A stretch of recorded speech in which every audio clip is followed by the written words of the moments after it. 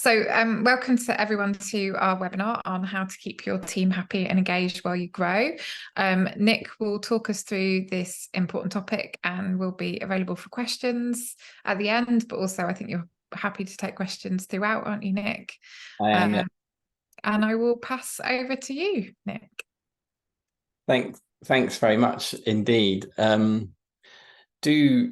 Do use the chat if you want to, or ask questions. Angela will be looking at that, and I know it's August and we're fewer people than often, but I was really keen to talk about this topic. It's something I'm working on for the book I'm writing at the moment, whose draft title is Happiness is a Serious Business. And so there's some themes with this. I'm sort of trying out some of the narrative. So I hope it's interesting to you.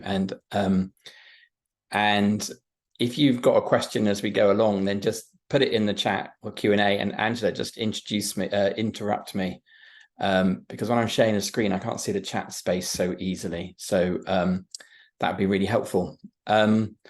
So for those of you that don't know me, I'm Nic. This is me 13 years ago now, doing a TED Talk. I'm a statistician and CEO and founder of Friday Pulse. Very, very brief bio. I did maths and statistics and systems thinking at Cambridge and then Lancaster universities. I then did lots of work on quality of life studies, did various other masters, trained as a therapist, which kind of makes my quirkiness around statistics and happiness, I think. In the 2000s, I founded what became an unexpectedly successful policy unit at a think tank on well-being and public policy. And then in the last decade, I've really done stuff around happiness at work, founded a business and launched Friday Pulse. So I've got a long career really in how you measure quality of life, well-being and happiness. And that's sort of the basis of my work and what Friday Pulse does, which is that we basically help organizations measure the happiness of their teams. So today I'm going to talk about how to keep your team happy, engaged while you grow.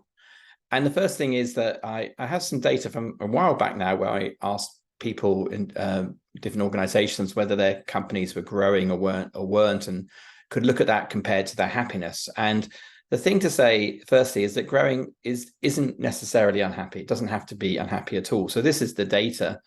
I was measuring happiness on a 1 to 7 scale at this time, but you can basically see that this is basically whether the company had decreased in size or increased in size, stayed the same. And that the happiest people were marginally those where the company was growing slightly. You can definitely see that decreasing is less happy. Increasing a lot is less happy than staying the same or increasing a little, but not by a lot.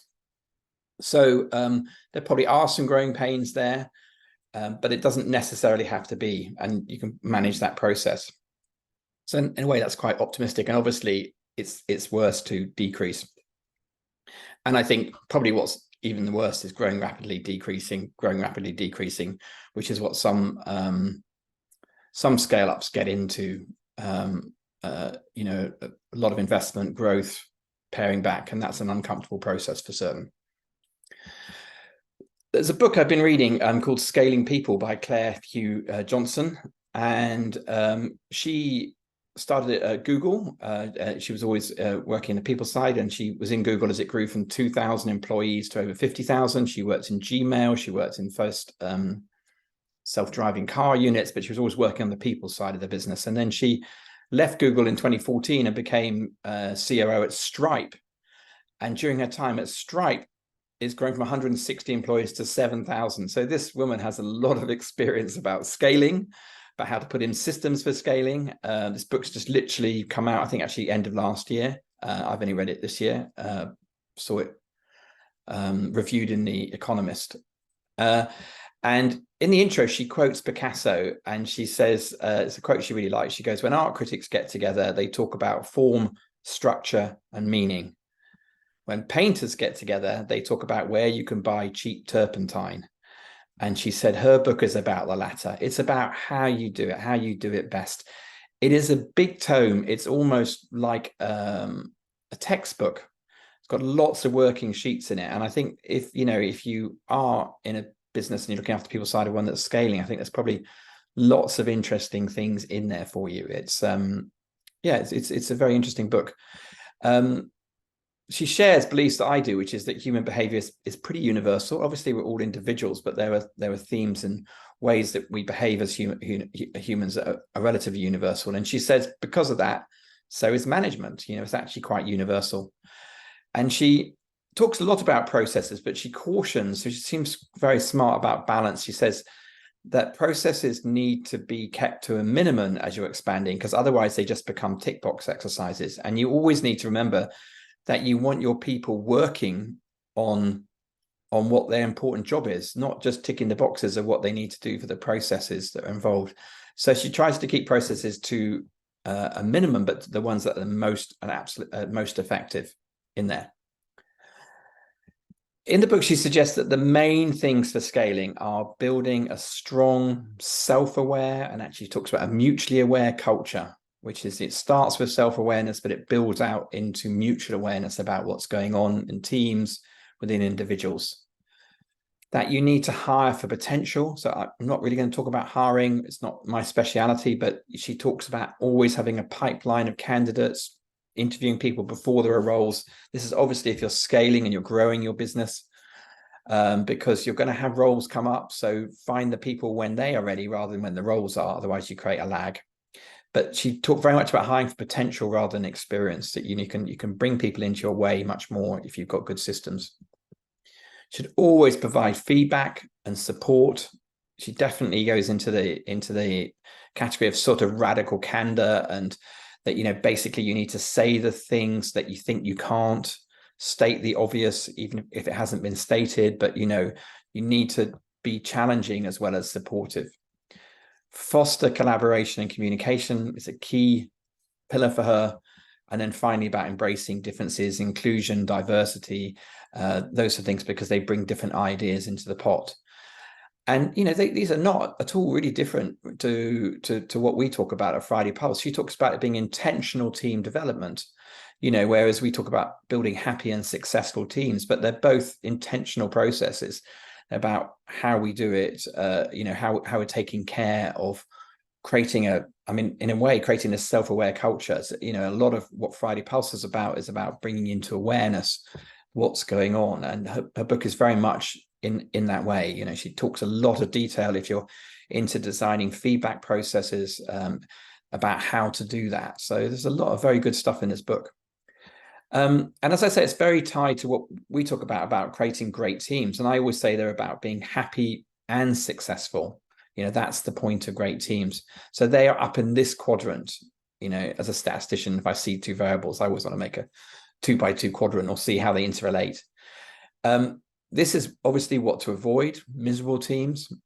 And then the two diagonals are slightly novel and in a way more interesting, which is that in the top left, you've got slacking teams, which are happy and low performing. And I think it's often the fear of people leaders that if they focus on team happiness, that people are going to slack. They're not really going to do their work. In scaling up businesses and in lots of businesses and the businesses we work in, we definitely see much more down in the bottom right where people aren't happy and they're high performing. They're basically in burning out teams that will ultimately not be sustainable because people will get tired, burnt out, they'll leave.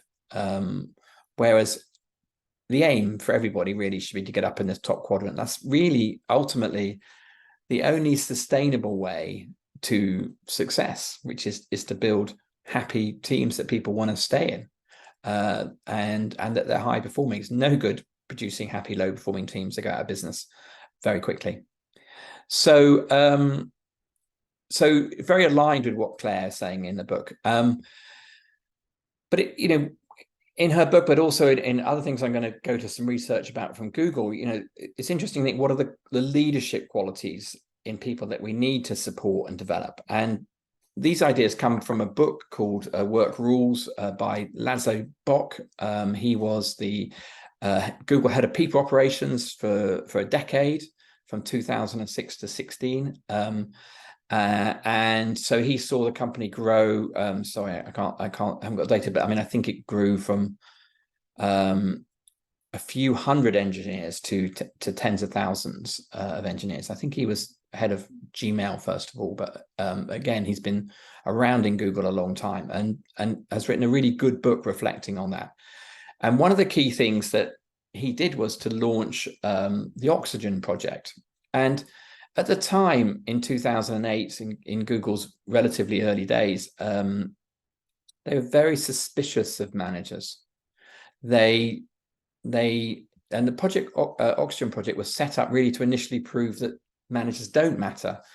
But what they ended up demonstrating was precisely the opposite. And the good thing about Google being empirical and data-led is that effectively they listen to the data. And it was called the Oxygen project because it was sort of breathing life into the way of management. And I think someone said it's like a breath of fresh air, and they decided to call it Oxygen for that reason. But basically, it was, it's about how do you shine a light on what's going well with managers.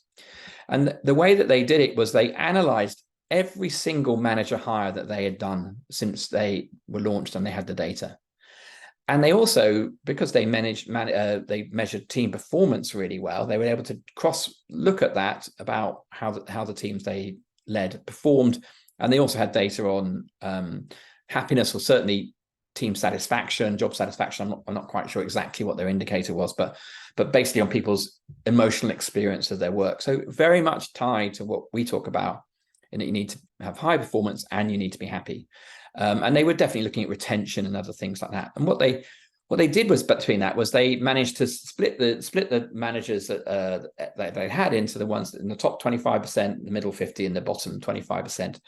And then they particularly analyzed the differences between the top and the bottom. That's quite a standard statistical technique to do that. And it was a very data-led, and I called it here a-theoretical. They didn't come in with an idea that it was these and these attributes that led to being a good manager. They were fairly broad sweeped about it. I mean, they still obviously had to ask questions that could elicit that, but they didn't come with strong theory base. They came from, let's look at the data, and there's a real strength in that. I mean, the strength on both sides, having good strong theories and testing them, but there's also a strength in being totally atheoretical and seeing effectively what emerges out of the data. And they found 10 key attributes of team leaders. In fact, they started off with 8 and they expanded them to 10 over the last decade. And these 10 qualities were, and these are roughly in order of importance, is a good coach. Leading a team is facilitative. It's not prescriptive. It's actually, how do you bring out the best in people? So being a coach is really important. Some people, Claire in her book talks about it as being what does she call it? A hypothesis-led coach, which basically, if you're the team leader and you've got an idea what you think is going on about your report, present it to them as a hypothesis, that you're testing, or approach it from that way. So you're coaching, but you've got a hypothesis there too. The second one is that they empower the team, that they don't micromanage them. So, I mean, they're dealing with engineers here. Obviously, engineers definitely are quite an independent bunch, but this is true across all types of workers, that, too much micromanaging is bad. Obviously, sometimes one needs to lead in the sense, or teach, or someone, so you need to show them how to do it, but basically delegating. The next one was creating an inclusive team environment, showing concern for both success and well-being, is how they put it. Again, we're here, performance and happiness, basically. You've got to look after both of those. Is productive and results orientated? Absolutely. Is a good communicator, listens and shares information with the team. So clearly, when you get into large organizations and there's structures of information flows, you can block information being shared, or you can share it. And what they're basically looking for, sharing those things into the team that are most critical and important. Supports the career development and discusses performance. So basically has one-to-ones, good one-to-ones, useful one-to-ones, not one-to-ones, where you just go, how are you? But actually thinking about how you can bring out the best in people. Has a clear vision strategy for the team. So whatever the team's KPIs are, is communicating those in an inspiring way, ultimately. Has the key technical skills to advise the team. They actually thought this was going to be the most important. And these were the original 8 lists that they had here. And it turned out to be, yes, important, but the least important of these in the rank order.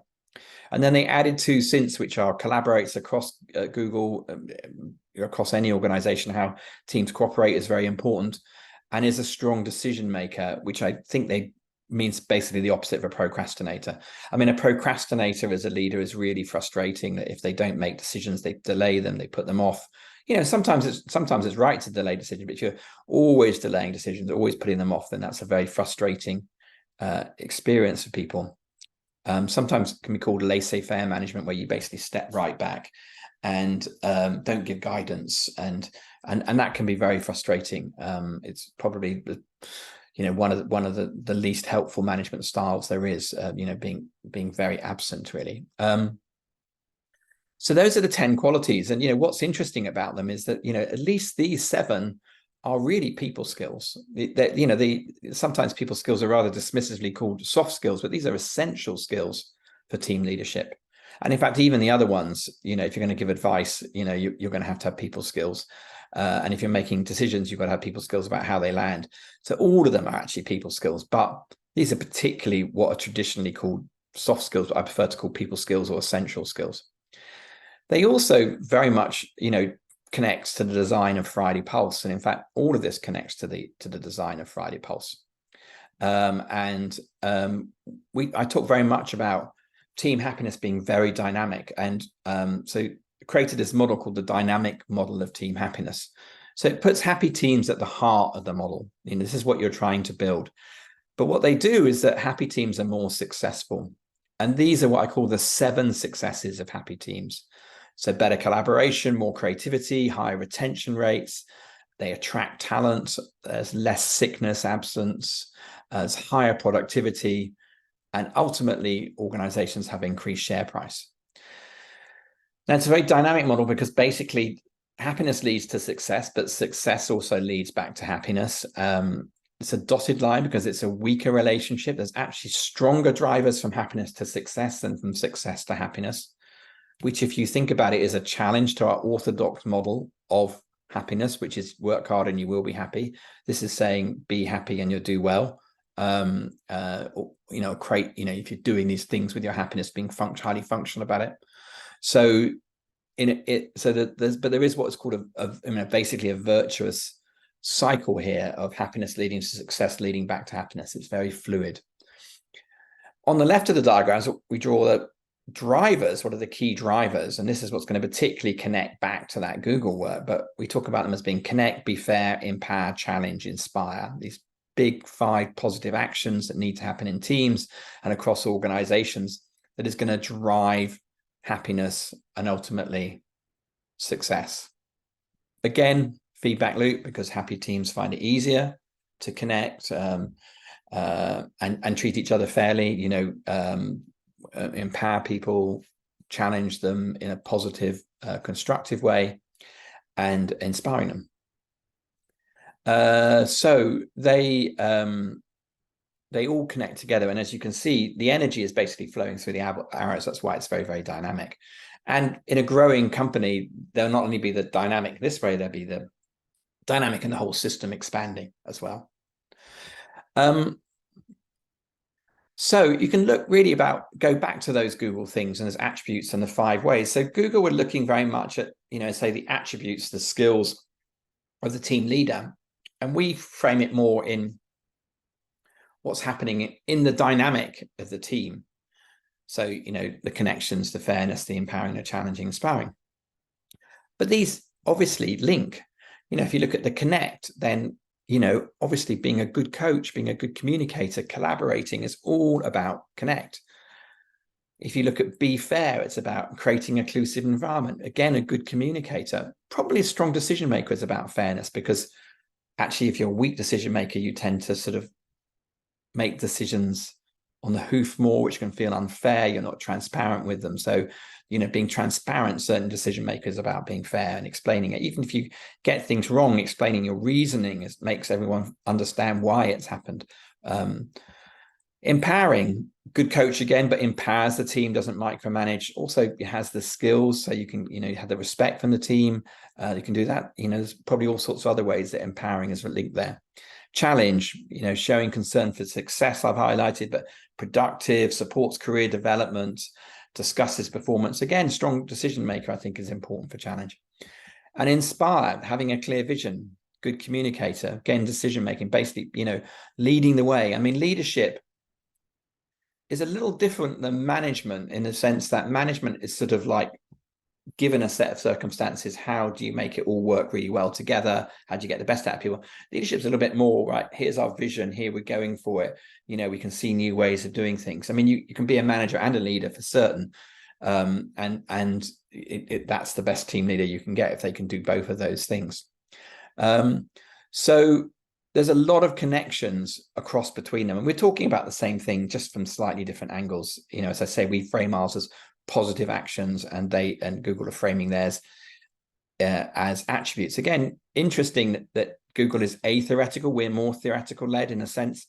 And so the fact that they come together and need together is actually very encouraging. I mean, the 5 ways are very empirically found. As when I started off researching what the 5 ways were, I started off with looking at 100 different things that people have talked about, were good for teams, and just narrowed them down. And then, of course, gathered some together, because under Connect there's actually several things, but trying to create a word that is universal to tie back to what Claire was saying with her book, which is that, is that humans, in a way, human behavior is universal. So can we create these universal words? Of course, there's a lot of very particular things underneath it. So connect is the sort of universal thing, but the ways that you can connect, there's a vast myriad of them. So in a way, try and frame the 5 ways as invitations to do these. So in the sense that good leadership is all about facilitation, coaching styles, rather than being prescriptive and telling people. In a way, the 5 ways are framed so that it can invite you to do these different things. So they're very, very connected together, and the dynamic model pulls it all together. So just briefly, I just want to remind ourselves of the 7 successes. This is the aim of it, and this is no different for scaling companies as for ones which are more stable. But better collaborations. Happy teams are twice as likely to collaborate with other teams. So that idea about collaborating across Google, inter-team cooperation is what we call it at Friday Pulse. But when teams are positive, you can more do that. And I'll come on to some more data around this. People in a positive mood are much more likely to be creative, 4 times more likely to find innovative solutions to things. You think about it, you get in a bad mood, you narrow down. In a good mood, you expand out and see what's going on around you. Higher retention rates, unhappy employees are 3 times as likely to leave the very next quarter. If you're scaling and you're adding people, you don't want to be losing people at the same time. It's sort of the same frustrating thing with sales. You bring on new clients, but you're losing clients at the same time. They cancel each other out. But if you're losing a lot of people as you're trying to scale, it's going to make your scaling and your hiring talent much, much more difficult. And that's the next one's about attracting talent, which is that there are a few routes to which people tend to find out about for an organization. But some of those are through employees recommending you, going, actually we're hiring, maybe you'd be great for that. Just basically being out with friends and saying that, your company is a great place to work. And then someone will go, oh, I've heard that's a great place to work. I should go and work there. There's actually data coming out now that if organizations are, able to provide strong evidence about how happy their teams are, then people are more likely to apply for a job. So particularly younger people are really, really important for the culture of the organization. Will they learn? Will they enjoy working there? Less sickness. I mean, literally, unhappy employees have twice as many sick days. They literally get ill more. They do take more duvet days too. Clearly, unhappy employees are more likely to be stressed. So even if they're turning up at work, work's getting quite a lot. So that's hard. Happy teams are more productive, even than just okay teams. I mean, that's the biggest bottom line thing. Probably the biggest negative experience for a team leader about an unhappy team is retention, because if they're always having to recruit, that builds up pressure if they're losing people and doing it. But actually for the business, the productivity is probably one of the biggest gains. And there's evidence that businesses which are happier have extra share price growth, which doesn't apply to every business because they're not listed, but of course, it's about growing profits, the return on the assets that you have in the organization and things like that.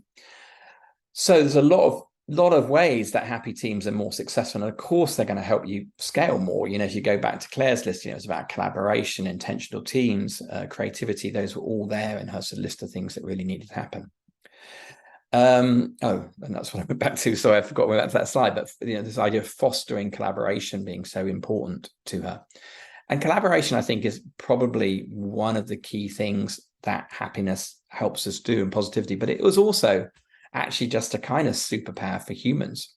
And I'll talk about that a bit later. But I want to just talk about this study, which if you've been on one of my webinars before, you might have heard me talk about before. So I'm not going to apologize for it, because there's only so many studies on happiness, and this is a really good one. But it was a study of call operators in BT, 1,750 of them, and they measured happiness and sales every week. And basically, just to say a few things, that these were inbound calls, which meant there was very narrow way of working. The call operators working very much on their own. There's no teamwork here, which of course is terrible for happiness.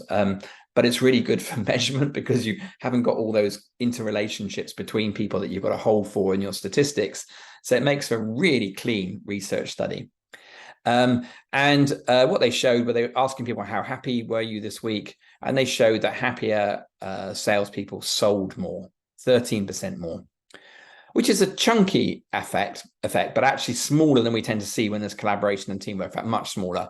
And when work's creative, it's a bigger effect too. But it's a sizable effect. I mean, I worked out, I think that, you know, if BT were able to nudge people up for being a little less unhappy to being okay or happy, then actually they could make an extra £1 million a year from doing that.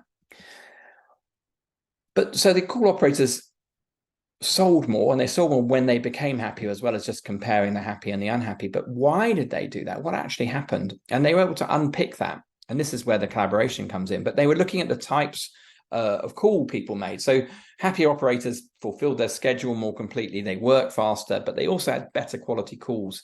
And it was only that third factor that really translated into more sales. So they could look at the categories of calls people were making, and they were basically three types: simple order taking for phone lines, internet connections; more complicated contracts they had to negotiate; and then upgrades and recontracting, often with unhappy, disgruntled customers. Okay, so if you notice here, there's an increasing complexity to the calls. And what did they find? They looked at how happiness affected it. Well, you know, they could split them into the three groups, and the routine calls, there basically was absolutely no impact of happiness on whether the call went, whether the sale went through, because people are ringing up and they're just asking for, you know, to make a purchase, basically. Easy. Doesn't really matter whether you're happy or not. The contracts, there absolutely was effect. It was right on the borderline of being statistically significant. They only had rough categories for these, so they weren't quite stretching their data, but they couldn't use all the data set for it, so it was a little bit smaller. But the negotiated ones, there was a really big effect, and it was highly significant. And what this basically means is that the happier call operators were able to actually almost literally go off script. They were able to you know, help them deal with complexity in a way. When we're feeling good, we can be more empathetic with other people. We can understand things from their perspective, and we can help, you know, think, okay, well, this is your problem, maybe this is the way we solve it. And it was impacting that. And remember that sometimes this was the same operators from week to week, a week when they were less happy and a week they were happy, and they were better able to do with this when they were happier, when they were more positive. And that's a really important result for us if we think about how many moving parts there are in a scaling business. You know, it's a complex, difficult world in most businesses that people facing, involving people are. So this is going to help us deal with that and collaborate better, because effectively the call operator was collaborating with the customer here. And this comes back to leading teams, and leading teams is not easy. I have a favorite evolutionary psychologist, I really like his work, called Robin Dunbar, and he talks about how our social world, just generally as humans, is by far the most complex thing in the universe, because it's dynamic and in flux. And that's a bold claim, but people are complicated. You know, actually quantum mechanics and relativity are weird.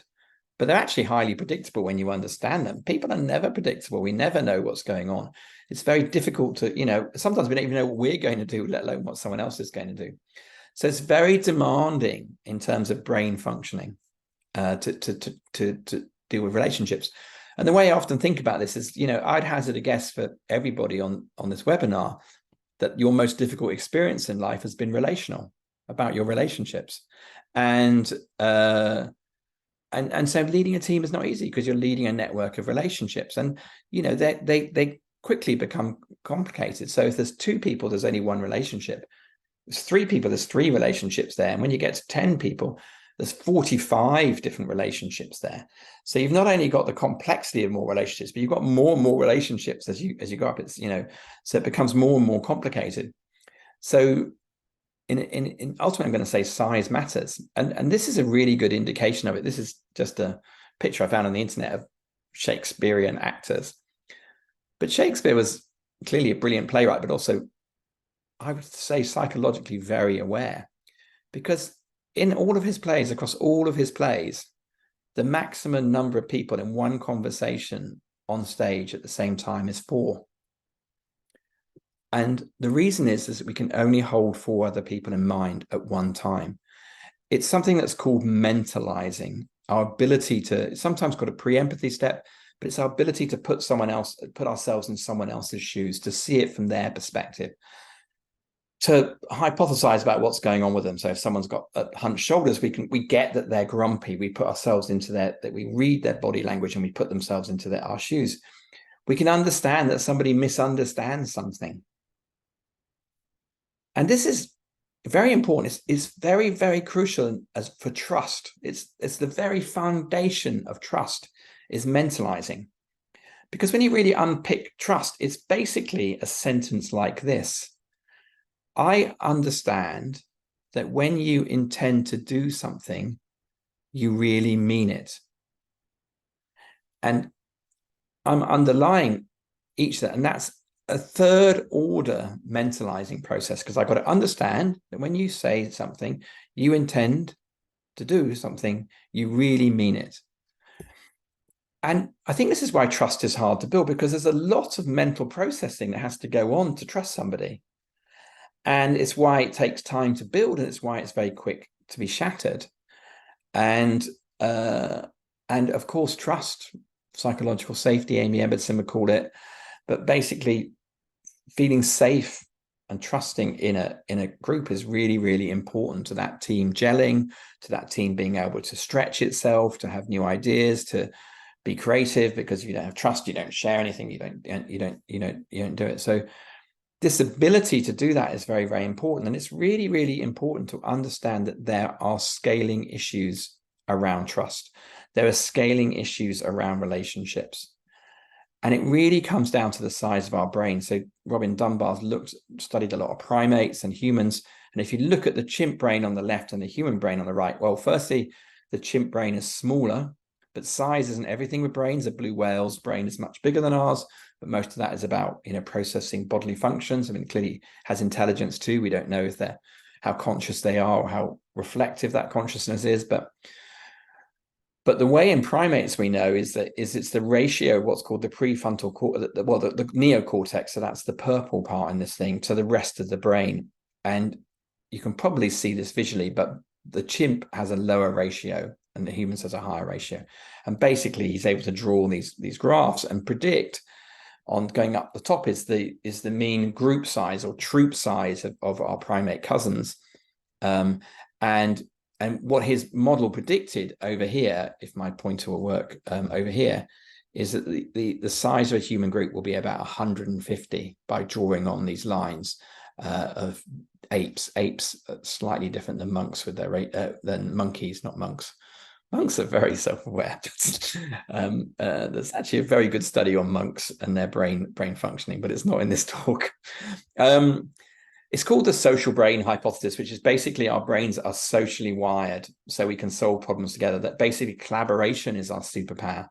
That our brain is problem solving, but it's actually the way we solve problems tends to get groups of people to work together.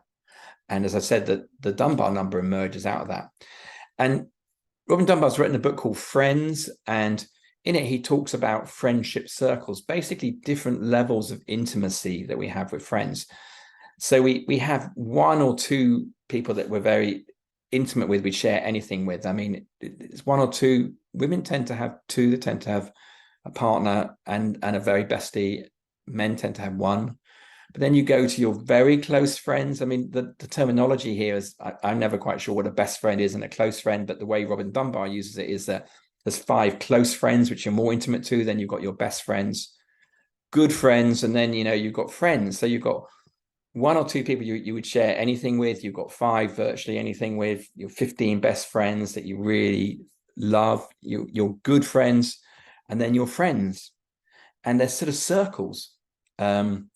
And you've then outside that, you've got other circles of acquaintances, people who you know their names, people you know their faces. And I don't know if you've noticed, but they're expanding in threes. So it's sort of 5 times 3 is 15, 15 times 3 is 45, but nearly 50. So they're rough numbers, they're not exact. But you find out all sorts of things at this 150 level. So it's the typical size of a parish would be 150 members of a congregation. It's the typical size of a large wedding. A really intimate wedding might be 15. A small wedding might be 50. A normal large wedding, 150. I mean, if you're in India, it might be as 1,500. But basically, there's levels to that, who you invite, what your cultural or whatever way you want to do that. It's the sort of number of people that people speak to over time, and actually, time is mostly spent with that very close group. So this is again Robin Dunbar research, but basically the dots on here, how many times you contact per day. So one of your close 5, you're a third of days you're going to be in contacting with each of your close 5, whereas your 15, it might be just once every 2 weeks, and you see the layers go out. So we spend the most time and the most effort to stay in contact with our closest friends. And really, that has to be a reciprocity, because sometimes we meet someone, we want to be friends with them, and we just realize they haven't got the time for us because they're already full. Their close friends is full. And actually, if you do pick up a new best friend or you start a new relationship, you tend to lose a friend or two to sort of almost fit them out. It's a zero-sum game because it's effectively based on time. And actually, this has profound impacts for scaling, because this is friendship groups, but you can think about it in organizational structures. And one that has really fits this well is actually army and military structures. So they tend to have operational units of 4 or 5 people, special teams. They have sections of 12 to 15, platoons of 30 to 50, companies, 120 to 180. And then you go out to battalions, regiments, brigades. In fact, they even go beyond that, divisions and corps. But you see, again, the scaling of 3. And I think what this means is that if we're scaling, it's really quite important to think about, teams in this way. So, maybe you've got, 3 teams of 5 that come together in a bigger team of 15, and 3 15s that come together in a bigger of 50. But trying to create the smallness and the bigness is a really important thing. So making sure that your teams don't get too big. They certainly don't go over 10. I mean, I think it's good to keep them small in that. And if they go over 10, start splitting them. Keep that smallness as you're scaling, as it becomes a really critical thing that comes out of this. So she was talking there about, the intentional team development. And one of the things really to say is that Friday Pulse is really designed to do that. So I'm just going to quickly flip through this and then we'll go to questions, which is that, the foundations of building a happy, successful team don't take long. Half an hour a week. They're going to be a bit more than that, but I call it measure, meet, repeat, which is basically always being on top. Think of it as like hygiene, really keeping on top of what's going on with your teams. So we have 2 different cadences on Friday Pulse, a weekly and a quarterly. The quarterly goes a bit more depth, but the weekly is very simple. It's a fast check-in cycle. It's based around a question, which is, how happy were you at work this week? Literally, we just ask people to answer that, collect the data, and you can present it back. Teams are going up and down. Why is that important to know? Well, if teams are unhappy, something needs to change. Happiness ultimately is a good-bad signal. It's more than that, but at its most simple level, it's just signaling whether things are going well or not. You then need to meet and discuss that. So taking time out of people's busy schedule to have a weekly meeting is an ask, but it's a really important thing, because you need to know how your team is doing.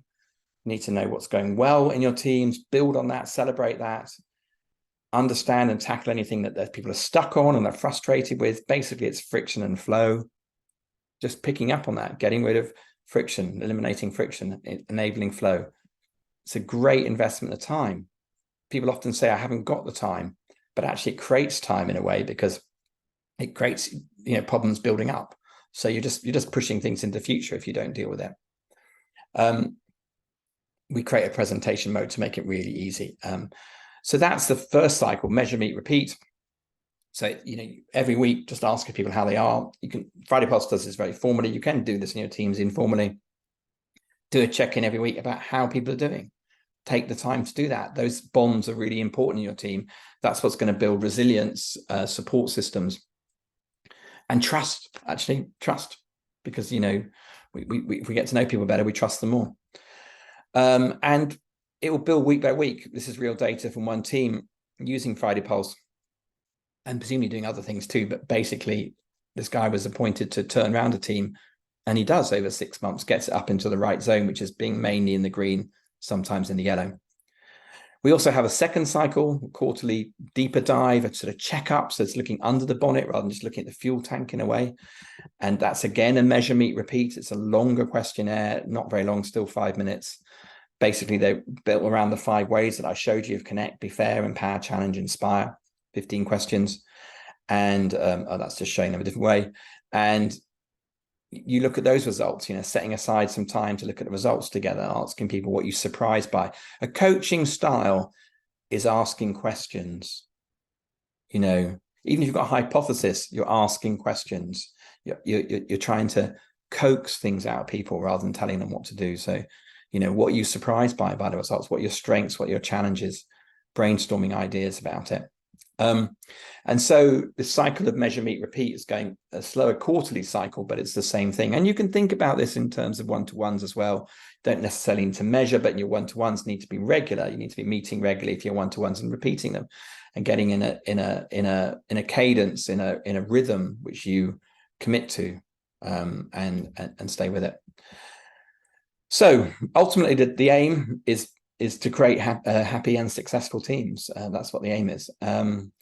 So just to summarize, what I've talked about is that growth doesn't have to be unhappy. Fast growth is more difficult than medium growth, but it doesn't have to be. It's really important to be intentional about team development as you're growing.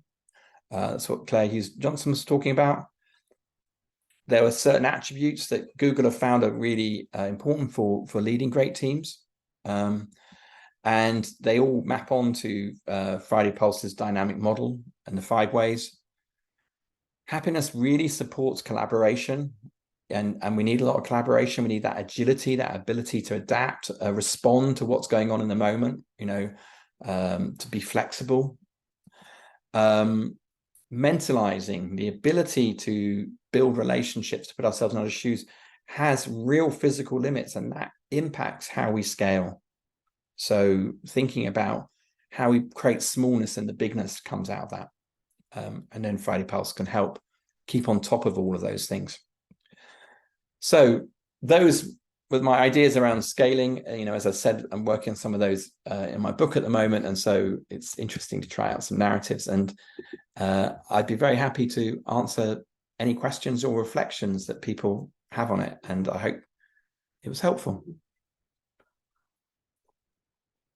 Thanks so much, Nic. Yes, if anyone has any questions, please put them in the Q&A or in the chat as well.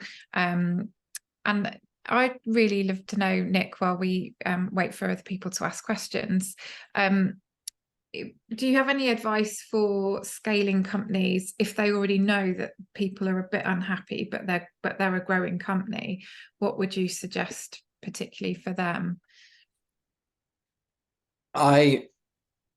I'm not sure I would suggest anything much different than what I've just said, which is being on top of it. And if you feel, so actually one of the things that Claire says that's very helpful in her book is, she's just articulating, I think, what a lot of other people do, but she talks about saying what you think you shouldn't.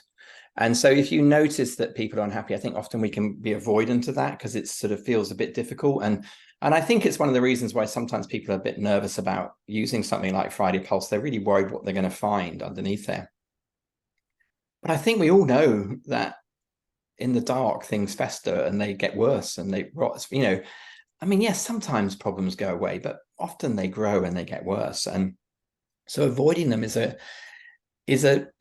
understandable because you're avoiding a short-term pain, a difficulty, but it's not going to be a good strategy in the medium to long term because it's just saving things up. So I think one of the first things to do is really to understand where you are with your culture. So that's, you know, so and in a way daring to do that, but you know where you're starting from, and wherever you're starting from, you're likely to be able to improve. And also, I would say, I don't know whether you agree, I'd say 8 times out of 10, it's not as bad as people think it's going to be.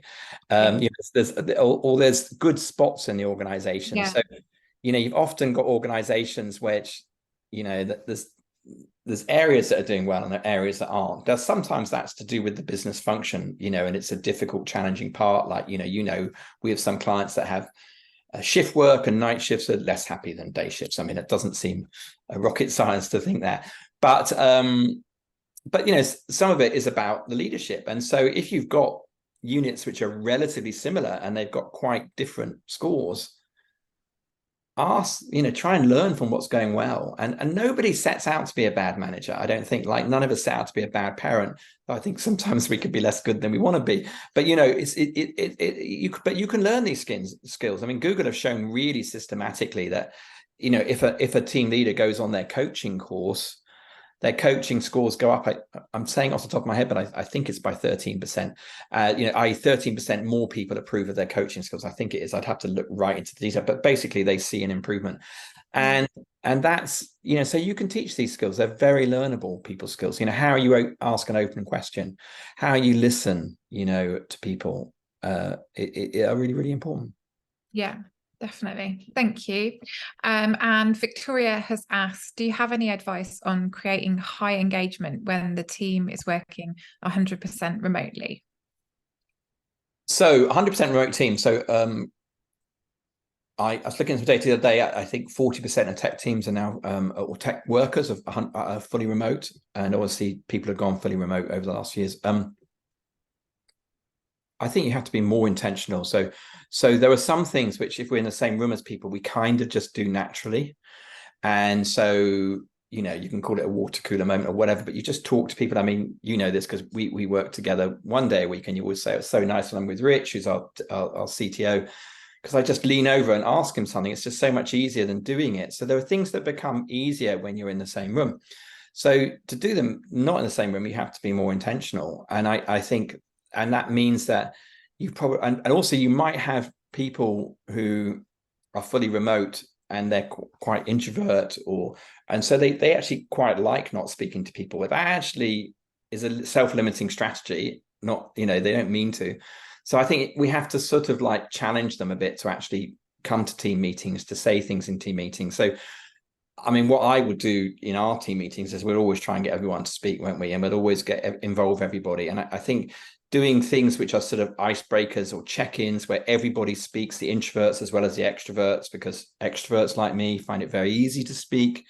You're probably a bit more introverted than me, Angela. And, you know, so I have to give you, maybe not nudge you sometimes, maybe, I don't know, that's not quite right, but you know what I mean? It's like, and I think that's something we have to be more intentional about. So I think you really have to be absolutely with your rhythms of meetings, and you have to make it a team, you know, a sort of, I hate the expression that the Parliament uses of 3-line whips because it's got all wrong connotations, but basically make it so that it becomes an important part of our culture, that we turn up on time, that we start a meeting on time, and that we come to it and we do that, and we check in with each other. So I think it's just about being more intentional, which is obviously harder work. Yeah, and the smaller groups thing becomes even more important, doesn't it, with remote? So that mentalizing thing, I really do think that on a Zoom call, if you're sort of trying to brainstorm, you're trying to have an idea, don't have more than 4 or 5 people on it, or split it. Use the function to split into small groups and brainstorm in smaller groups. If you're having a check-in which is large and there's 20 people on it, you're not going to get any level of intimacy with that. So if you want to do that, then just split it into groups of 3 or 4 and just, get people to talk 10 minutes and you'll fight. I mean, the energy will be massively different when you come back to the big group. So yeah, it's got that. I'm sure all of those have got the functions in it, but Zoom certainly does. Thank you. And Hazel has said, we've been using Friday Pulse for a while. Brilliant. And it's a great tool that we review in our weekly team meeting. Fantastic. At what level, I think, of score happiness should you be concerned? What's good? What is the average across companies? So the average across the UK, so we've done a benchmark recently, is I'm within 1 or 2 points of, I think it's 66, so it's our score out of 100. So when people respond on our scale, they can go from unhappy to very happy, very unhappy to very happy, and 0, 25, 50, 75, 100 makes the index. Across the UK, I think the average is about 66. Across our clients, the average is about 71. Not unsurprisingly, our clients are happier. In fact, and ones that are slightly lower tend to nudge up after a while by using Friday Pulse. So that's roughly it. We color code our scores, so we give 70 and above green, and that is intentional in that if you're in the green zone, I think you can relax on it. You're not trying to maximize this score, in a way. People are always going to have good and bad weeks, and ultimately, if a team has a bad week, it's more about how quickly they bounce back than the fact they've had a bad week. We all have bad weeks. And if teams have a common challenge, or just maybe lost a client, lost a colleague, or something's gone wrong, they've had to respond and they're having to work long hours, they might be unhappy for a week. But if that goes on and on and on, that's when it gets a problem. So that's why I really like measuring weekly, because you can see that bounce back. And that basically the shape of the curve is resilience. If you go down and come up quickly, that's a resilient team. So roughly speaking, if you're in the green zone, but actually probably the best, most functional place for a team is to be in the green zone 70-80% of the time, and sometimes dip in the yellow when there's a challenge. The tool's working then. Yeah, brilliant. And then in the chat, Roy has said, an interesting trend born out of hybrid and on-demand communication environment is the belief that I, along with my team, are great and highly productive, or the other teams not so much. Statistically, that isn't possible. If we all think we are great, then no one can be great. I wonder what your thoughts are on improving cross-team relationships and peer perceptions in a hybrid environment. I mean, again, intentionally. So sometimes I sort of thought about this idea, which I've called professional empathy, which is how do we put ourselves in other teams' shoes? And I remember us having conversations with a client about when people could literally go and shadow someone in another team for a day to understand it. I'm talking then in a physical environment, but actually understand what their challenges are, because often we can all hate IT or HR or someone because, but actually they've got different challenges than us and they probably think we're a pain. So it's really, in a way, it's creating that empathy. So I guess if you're doing that in teams which are remote or aren't seeing each other, I mean, getting them to talk to each other, actually to do something together. So whether that's working on a joint project, whether that is having informal coffee breaks where they meet. But I think it's really, really trying to see things from the other person's perspective. And it's very typical that we get in and out group things, that we get tight with our in-group and we see others as different than us, but you kind of have to break those down. And that inter-team collaboration is very important. So, and also, I mean, data can also do that in the sense that, I mean, I'm not saying you do this, but, if you can see that there are teams that are happier, that think they're great and they're actually not doing great, then that is about saying what needs to be said. So if that's about performance or about the happiness, is actually having conversations about it. And again, approaching it with that hypothesis coaching thing, which is like, oh, I see this. What does that mean? I think is a really good way of doing it. So really, I think it's about that empathy. Building trust. I really like that term, professional empathy. I think that's... Yeah, maybe I need to bring that into the book. It's a nice term. It's a nice term. Yeah. That's brilliant. We don't have any more questions. Would you like the poll to be run? Oh yeah, if people would do me the honor of just answering this question, which is just basically, we just keep a track about how you found it. And today was one where I was more talking, and the next one we're doing at the beginning of September is me in conversation with, I'm forgetting her name, but she is the CEO of Flexer, who are about how you create flexible working. So we will be in conversation about that, and flexible working is an important part of happiness. Of course, as Roy was just saying, there's a tension sometimes between what someone wants and what the organization needs, and that can be and I think that's an interesting thing about flexibility. But how you're flexible and create a strong direction for your teams is an interesting challenge, and that's what we were talking about. And she's an expert in that area, so it will be interesting, I hope. Molly. Oh, hello, Anna. Yes, I can see it's Anna, an old friend of Friday Pulse. Yes, she's called Molly. That is correct. You're right. Yeah, I should have had that in my head before. That is second week in September, I think. But we will obviously be in the follow-up after this. We'll let you know when it is, and more information on who she is. Great. Brilliant. Thank you very much. Thanks, everybody, and see you next time.